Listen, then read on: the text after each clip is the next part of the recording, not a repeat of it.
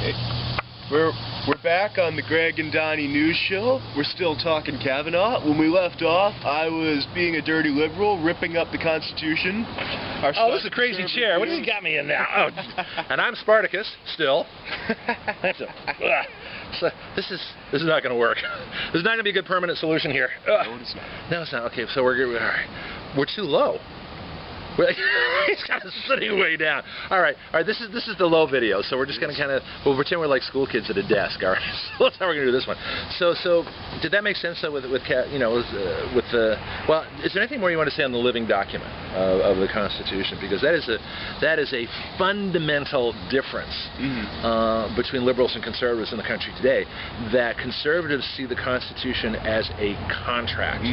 It means what it says. You'll hear. I think people get confused by terms like textualist and originalist, and they're somewhat interchangeable, not completely. Textualist just says that the actual text of the Constitution is what you go by, which I do too.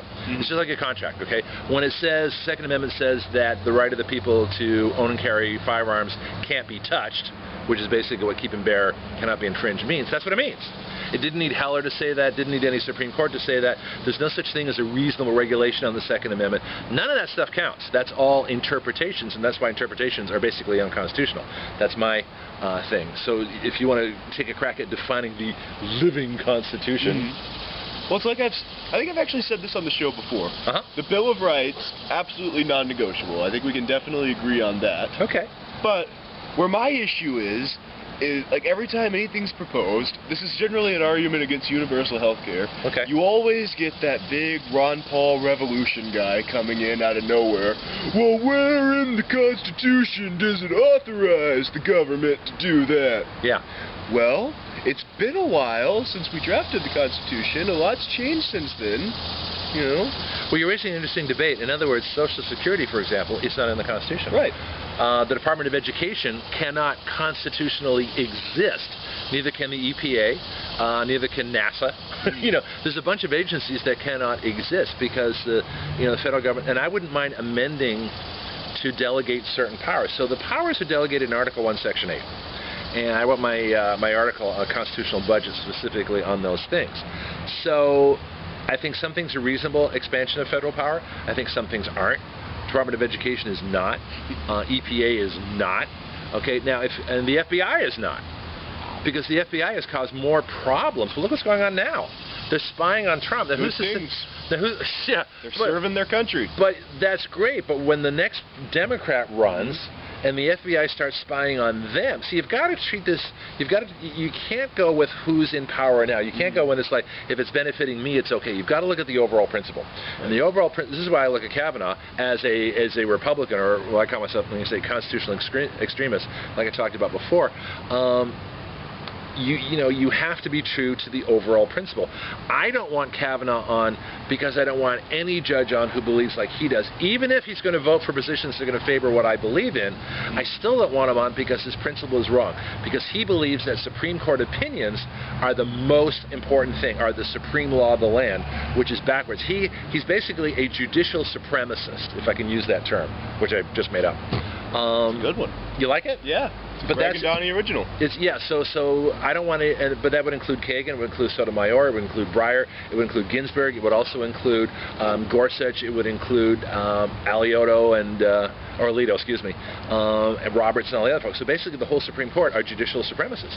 They believe that what they say is more important than the Constitution, that their opinions override the Constitution, that as we talked about in the last video, that it takes a constitutional amendment to overturn a Supreme Court opinion. That to me is if there weren't another good word for treason, that would be treason against the Constitution to think that we're in that particular situation. Your comment? It's funny. I read an article the other day. I shared it on my personal page. I don't know if I put it on the Greg and Donny page or not. Put it on the Greg and Donny page. Yeah, I will when I get home. We got people who want to see this stuff. I will when I get home if it's not already on there. It was a really good read. In fact, you're listeing to the Greg and Donny. You're watching. See, I'm so much to the radio, right? Yeah. So you're watching the Greg and Donny news show. We're in chairs that are too short for us right now. Sorry about that. Well, I'll fix the camera next time. Every time we do this, it's a new experience. And we're going over Kavanaugh and a bunch of other things. And we're here at the near the gazebo in beautiful downtown downtown Milton in the Historic District on the banks of the Blackwater River beside Route 90, which should always remain 2 lanes. And we're just doing our normal Saturday morning thing. Your turn. Well, yeah, I read this article. It was written by a colleague of Kavanaugh's. And another swamp rat establishment, Republican, George Bush, skull and bones, you know, those kind of guys, elitist snobs. Actually, someone who grew up to be a gay Democrat, my kind of guy. Oh, that's interesting. But, yeah. But what, the gay part or the Democrat part? Both of them. Okay, fine. I like to throw them off guard. Yeah. All right. So this guy... They're gay Republicans too, you know.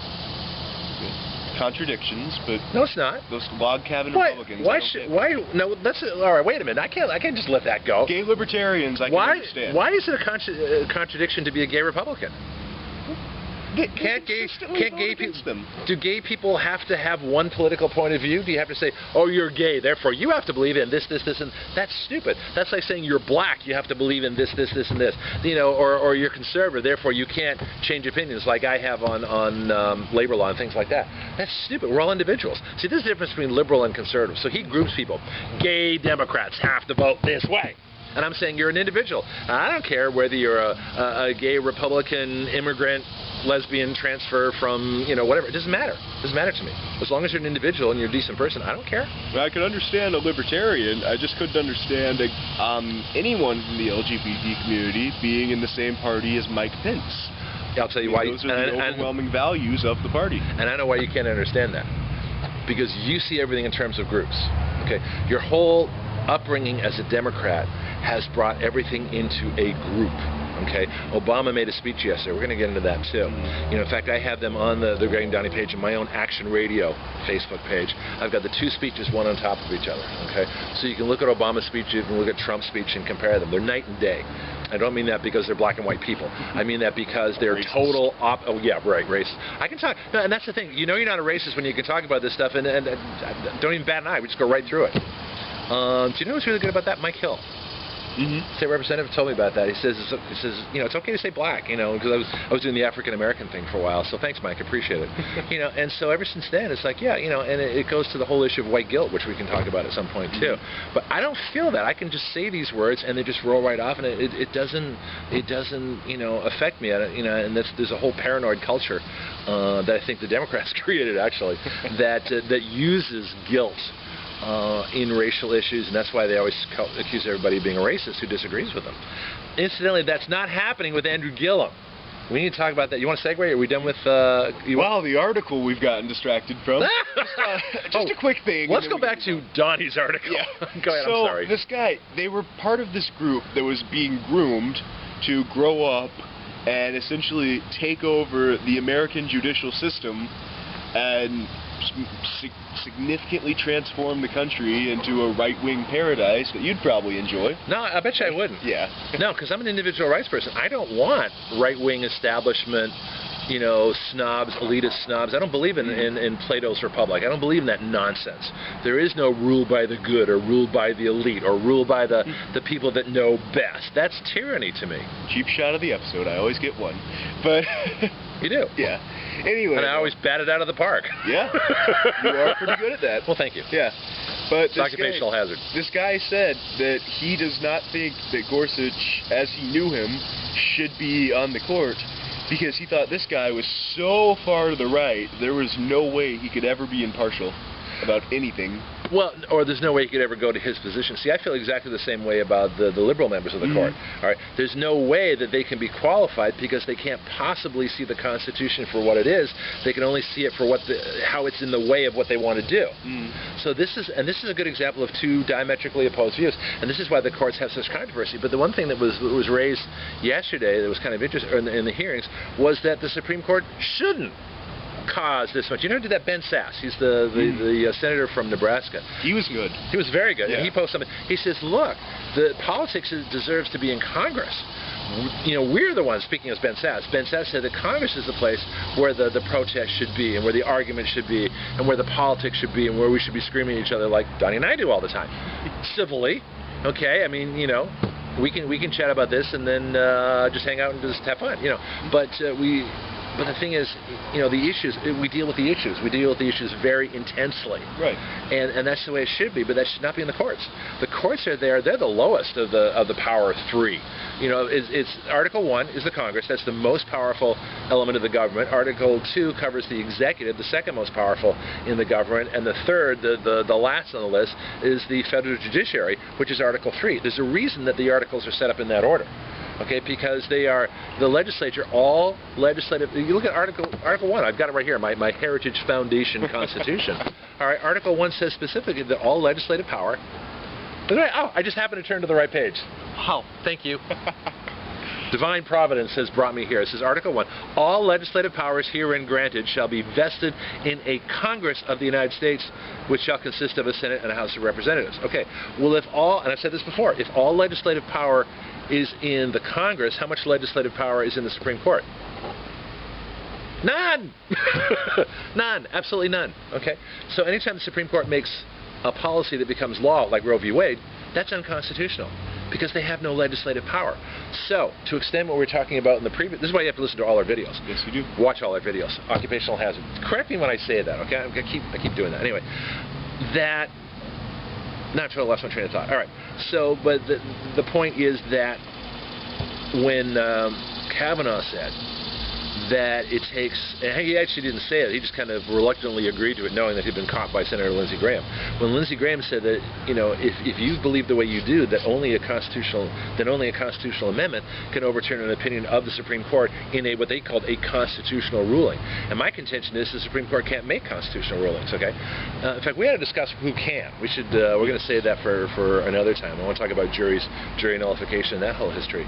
But the point is that if all legislative power resides in the Congress, no legislative power resides in the judiciary, or the executive, by the way. Rules in the bureaucracies that have the effect of law are unconstitutional also. Well, that's a whole other topic, too.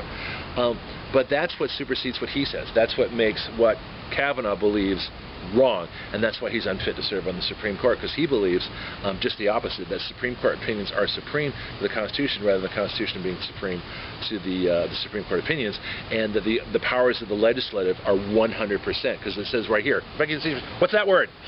All legislative power resides in the Congress. I rest my case.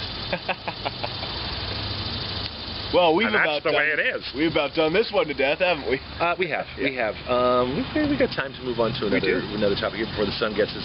We're chasing the sun, and I'm sitting in a chair that's way too small. I may need a crane to get me out of this. It's going to be kind of interesting this morning, but we're here again. This is the Greg and Donny News Show. We're going to take a minute here for a public service announcement. I think it's the first one we've done. We're going to do more of these, by the way, too. We have in Milton a huge adoption event, 3 to 7 p.m. Apparently there's a movie 7 to 9 p.m. And this is going to be a new leash on love, Saturday, September 8th, which is today. And they're not saying where it is. It's in Baghdad somewhere. Someone gave this to me, and they wanted me to know. Oh, Baghdad Mill Site Park. That's right, Baghdad Mill Site Park. So there actually is a Baghdad, you know, just south of Milton, here in Florida. So all our local residents, you guys want to go adopt a pet, which is a lot better than having them live in the shelters. And of course, they don't stay there that long. Yeah, it's much better. 3 to 7 p.m. today, and apparently a movie 7 to 9 at the Baghdad Mill Site Park. You can adopt a pet, and that would be a good thing to do. So there's our public service announcement for today. You want to try another topic? Sure. You got one, or you want me to do it? You should probably do it, because I've talked too much already. All right. We're on my turf now. Uh-oh. A lot been happening in journalism this week. We got Woodward, and we got the New York Times op-ed. Which one do you want to tackle first? Oh, well, my first question was, who wrote the New York Times article? I have it right here, okay? So I'll put Woodward here, too. You know, it's too bad, because he used to be a journalist. Still is. No, he's not. Still one of the best journalists. Oh, he's a fiction writer. Oh, come on, that book is pure fiction. In fact, I have a friend of mine saying it came from tapes. I want to hear the tapes. I guarantee you. Watergate tapes, they don't exist. I guarantee you he can back all of it up. Rubio break. I mean, Woodward, after the career he's built, same with the New York Times. I'm not going to let Donald Trump, of all people, be what brings him down. Just because he had a long and distinguished career a while ago doesn't mean that what he writes now is accurate. A long and distinguished career that has really never stopped. I mean, he's been going at it. He's never, I don't think he's ever really lied about anything. Well, please. Well, I mean, I don't know what's happening. I actually can't refute particular lies, because I can't think of anything particularly now that he said. But here's the problem is, I want to go to the New York Times article first, because those of us on the conservative side of the fence don't believe this is a real article, because I read it. Everything in it is what you find commonly discussed on liberal talk shows, liberal news shows anyway. So there's no new revelations there. So to get all infuriated about this from the Trump administration is kind of stupid, because there's nothing really new in it. All right, this could easily have been written by a New York Times person. It could have been written by a CNN, or as I call them, the creative news network. Okay, could have done by anybody there. It could have been done by anybody, because it's not that good an article, first of all. And it's posted to the Greg and Donny News Show page. You are watching the Greg and Donny News Show, and so I like to put our plugs in just so you know where you are. But that article was not that good. Like I say, I didn't learn anything particularly new from it. It's just basically, it reads like a liberal writer wrote it. It doesn't read like a conservative wrote it, and that's the problem I have. I don't think a conservative wrote it. I don't think there's anybody in the White House. Although it's funny, did you see my Facebook post?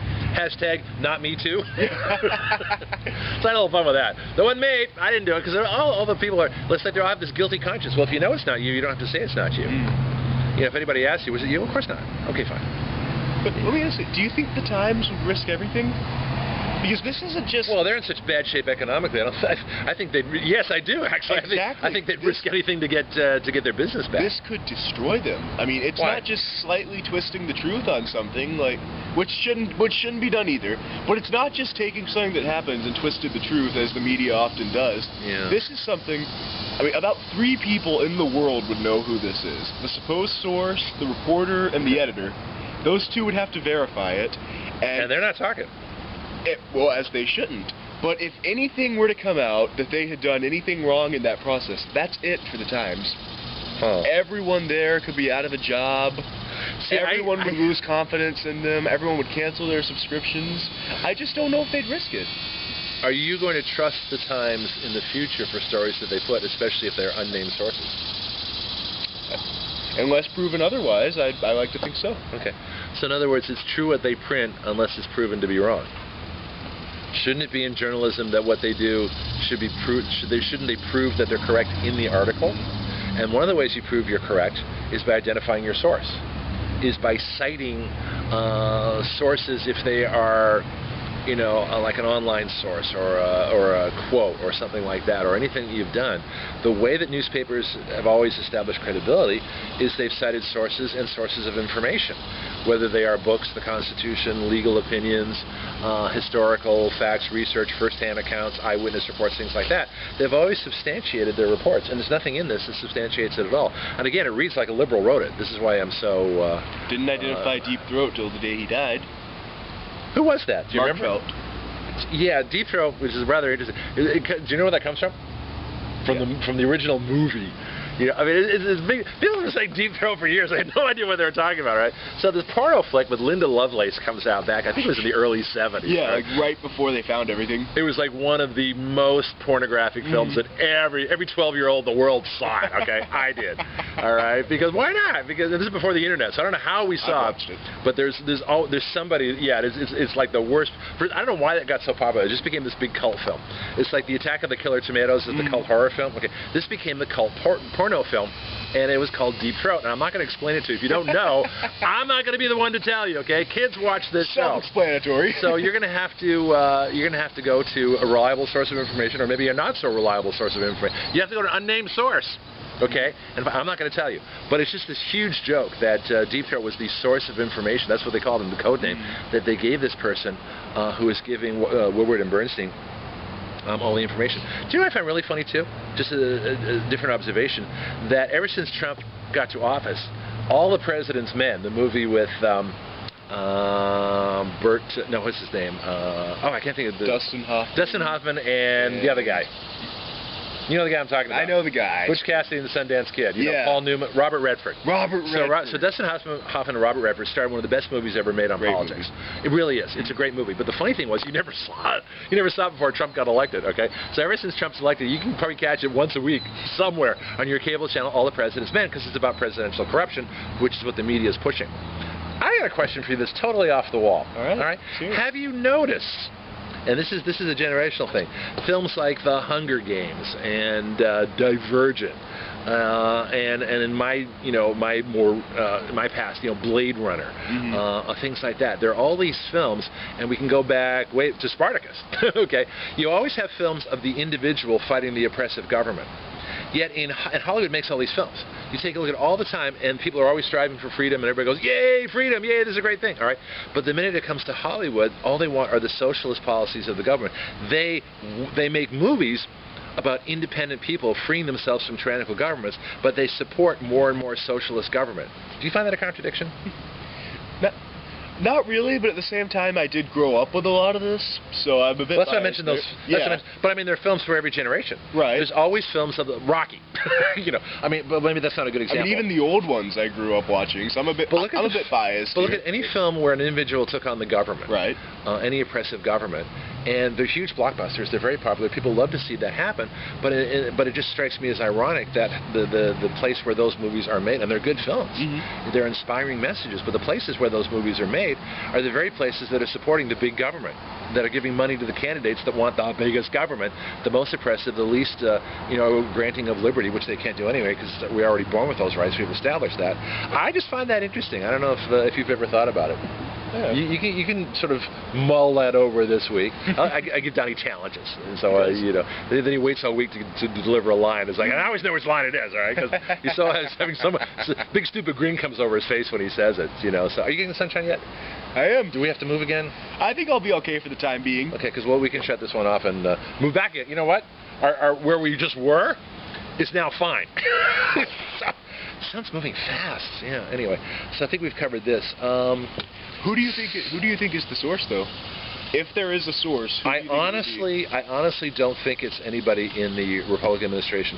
The only person it could have been is somebody who was in the Trump administration. But I don't think Scaramucci is that stupid, and I don't think Steve Bannon, the other person, is that stupid, because if they write that, they're never coming back. Now, you talk about the New York Times. You raised a good point with that, losing all their credibility. If it comes out that a former Trump administration official wrote this, they'll never work in this town again, as the saying goes, right? They're done. Yeah. So I don't think a Republican wrote it. I really think it was a collaborative effort of a bunch of liberals, because it doesn't read like a conservative would have written it. It reads like a liberal. It's like a liberal wish piece. In other words, if you could wish a member of the Trump administration to just fess up, just spill it all out, just say everything that you wanted to hear to confirm all your worst beliefs about the Trump administration, this is what you'd be hearing. Well, a lot of it was kind of pro-Trump. Well, not pro-Trump, but pro-Trump's policies.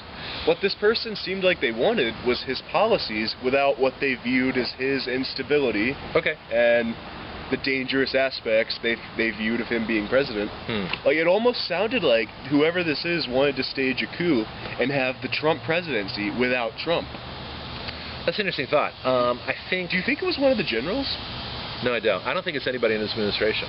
Again, because generals, and I'm not crazy about generals in politics, quite honestly, because they come from a tradition of following orders.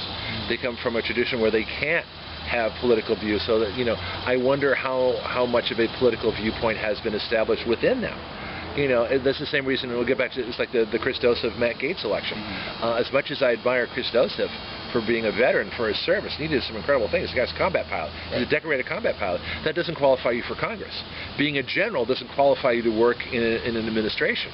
Although I think they're doing a pretty decent job. I don't think by itself being a general does that, and I don't think a general would be that disloyal to a commander-in-chief, especially given their lifetime of service to the chain of command. I don't see them doing that. One more thing, and then we can move on from this subject. I know you're getting bored with it. No, I'm fine. All right. But I can beat a subject to death for hours. I mean, I just don't want you to get too much sun there. We're gonna have to move again, because your face is turning white. You're like a ghost in the picture here. It's kind of fascinating. So this is the Greg and Ghost show. Anyway, so one last point, then we'll shut this one down and we'll start another one, because we're on a roll this morning. We're having fun. So I thought about it. Do you think there's any chance? Again, just hypothetically, if this is someone real, do you think there's any chance it could be Pence? No. And do you think, because I've thought about this, I've always thought there's a chance. He's too loyal to the president. Besides, he wants to be president. Exactly. If it comes out that he wrote it, he would write it during the campaign. He wouldn't write it now. I mean, he's a heartbeat away from the presidency, and apparently he's always believed that this is where God wants him to be. I know someone I'm gonna like have that. I'm gonna have to take a look at that because Yeah. I am not. If you're that convinced, if God directs your path, as much as I don't believe the universe is an accident. I am not someone that has, Jesus in my life directing everything I do. I don't do that. And that's sacrilege to all of my conservative listeners. I'm sorry. To our evangelical listeners, that's just not what I believe. If I felt differently, I would do it. But I can't lie to myself, and I certainly can't lie to God. All right. So, but I don't know if I want somebody who is that driven by religion, because then if they're president, they have to be able to be the executive of the federal government. And this is the problem that people have with Kennedy answering to the Pope because he was Catholic. Okay, so can you put your religion in its place? Can you put your faith in God in its place and be president first and have your beliefs private? Or, and somebody's going to have to come out in the campaign because I'm sure Pence is going to run, or are your beliefs so strong that they overrule even the Constitution? They overrule everything and everybody, and you're so self-righteous that you believe that how your relationship with God is how the world is, and therefore that is your only recourse and source of information and source of inspiration. That to me would be a problem. My question to you, because this guy is so hardcore with it, he's one of those bring on the end times types. Do you think... See, I don't believe in that either. Yeah, but do you think he's... How do you go through life thinking the world's about to end? And if it's so, why are you working? Why aren't you on an island somewhere with your Corona with the lime swinging in a hammock going, oh yeah, okay. Not yet. But do you think... I've really made fun of a lot of people just then. Good. Sorry. But do you think Pence has kind of been riding this anti-Trump wave that everyone's on? No. Because he himself wants to more or less stage a silent coup and become the president. No, he doesn't. He can wait. He's a young guy. I think he's like a year younger than me or something like that. So. Yeah, he's old. Well, he looks older than me. I got good genes, except for open heart surgery. We'll talk about that later. But and actually, that's doing really well. So I'm feeling in great shape. Yeah. Getting healthier. Yes. Did I hit you? Oh, no. All right. Anyway, so things are improving. The other hand went out too. You just couldn't see it, but it was out there too. But yeah, I don't see him as being that disloyal at this point. There's no reason for him to. It would be. Welcome to Florida. We have a cicada overhead. It gives it gives kind of a rural, rustic touch to our our videos to have a cicada blasting away right in front of us here. Yeah, but that's no, I don't see him doing that. I don't think he would risk it. I think it would be crazy of him to do that. And there's no reason. First of all, vice president's a great gig. You don't have the stress. You get to travel around. You get to make great speeches. You get all the good food. You get Air Force 2. Who wants to give that up to write an article? It's a great gig unless you think that God himself is calling you to take that the next position. Okay. And is that what you believe? I think it's a possibility. Okay. I've watched a lot of House of Cards. Oh, that's a good source of information. It is. All right, there we go. Yeah. So forget God. We're gonna go with House of Cards here. But you'd have to fill me in, and I tell you what, I'm gonna move because we got the sun coming in here. All right. We're gonna stop this video for now. Why don't you exit that way? We'll both leave at the same time and see what that looks like. Ah! It's this chair. Could have done a better job with those. And we'll be right back.